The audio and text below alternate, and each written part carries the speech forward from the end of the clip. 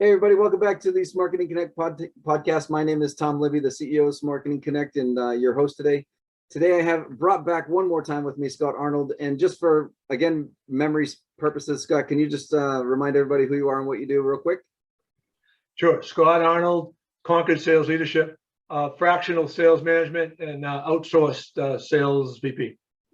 Perfect. So today's version of the podcast, we're talking about case studies, right? Everybody writes case studies. They publish them all over the website. I thought it'd be a great idea just to have a live action one, so where somebody can actually verbally explain and walk us through a case study that they've had with one of their clients. I thought you were the perfect, start to this. I think I've only had a couple of people on with us to do this, so you're in the top probably 3 or 4. So I wanted you to jump in. One of the leaders in the clubhouse. That's kind of exactly right. Exactly right. First one done, you're the leader for a short time. So I wanted you to jump in and do just that. So let's hear it. Let's hear about a customer that you had and their problems and how you solved them. Well, I've got a great example. So I look for companies that have 2 to 10 sales reps that report directly to the business owner. Well, I identified this business owner who had just recently, in the last 3 or 4 months before my meeting him, had done an acquisition. So he went from 7 sales reps, all of which been with him quite a while, and he was managing them just fine, to 5 more from the new company. So he went from 7 to 12 sales reps, all reporting directly to the business owner. And that was just a lot. Add that to the daily routine of running a business and to the task of integrating a new business.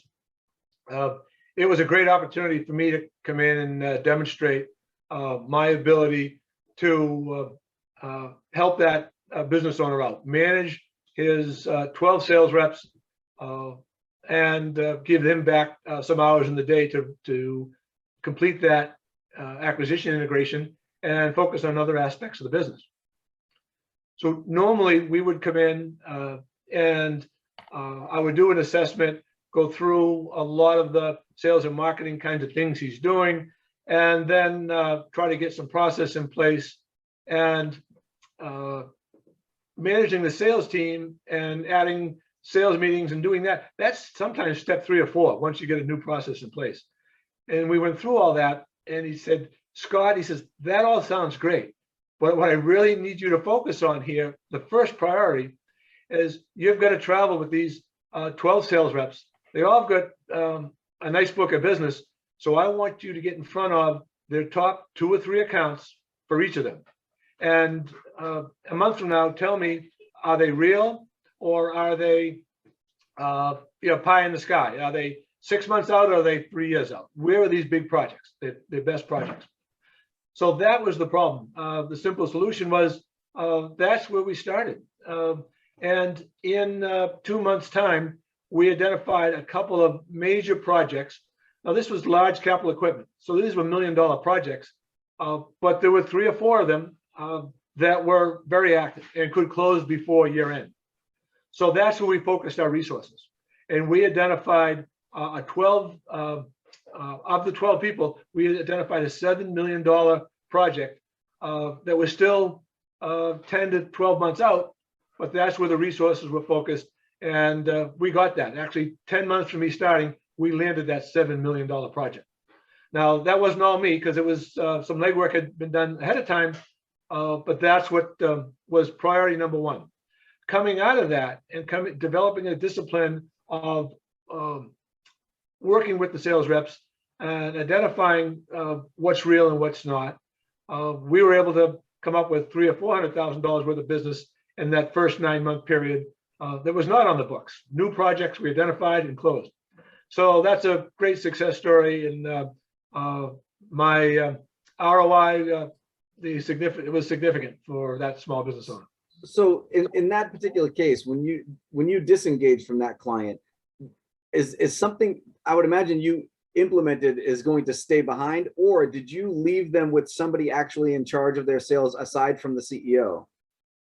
Well, I mentioned that 9-month window. Those were a couple milestones, and that's how we calculated some ROI.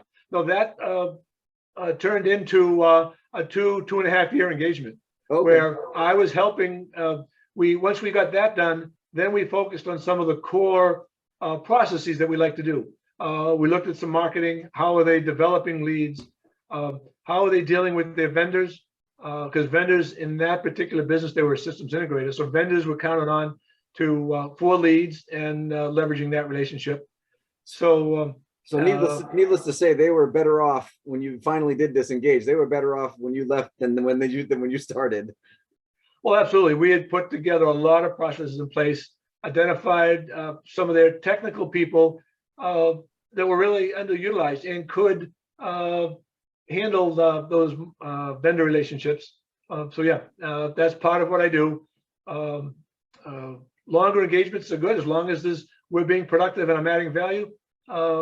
That's great. And many times my responsibility is to identify a sales manager and hire that person on. Perfect. So we'll wrap it up right here. We'll leave it right there because I do want to leave a little bit to the audience's imagination, give them a reason to reach out to you. So that's basically all for now. Scott, thank you so much for being with us one more time. I know it takes a lot of time out of your day to jump on these kinds of calls and talk with people, but hopefully it's worth it for you and people find the value in what you're saying. I certainly do. I enjoyed every minute of it. So thank you very much for coming on board with us one more time.